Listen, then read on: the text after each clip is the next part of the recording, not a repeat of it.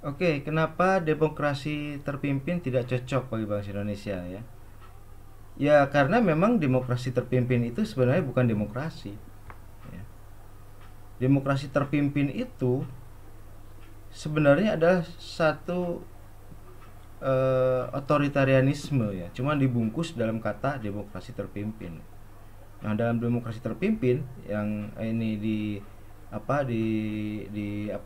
diterbitkan oleh Bung Karno ya, dan berjalan di era Bung Karno tua ya, kekuasaan itu terpusat di tangan Soekarno gitu. Kekuasaan itu terpusat di tangan Soekarno, bahkan periodenya pun itu sudah menyimpang dari demokrasi, di mana demokrasi harus ada periode tertentu untuk rotasi kepemimpinan. Dalam demokrasi terpimpin itu salah satunya adalah eh, presiden seumur hidup ya. Nah, itu jelas sekali itu bertentangan dengan kaidah-kaidah demokrasi, dengan nilai-nilai demokrasi.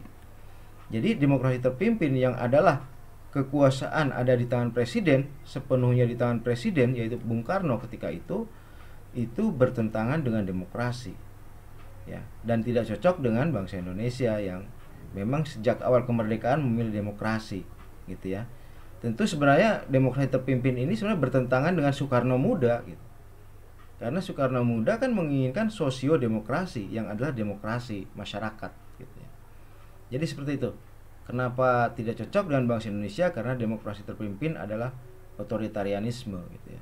Sama dengan istilah demokrasi Pancasila di era Soeharto yang adalah sebenarnya otoritarianisme, kekuasaan yang sepenuhnya berada di tangan Soeharto.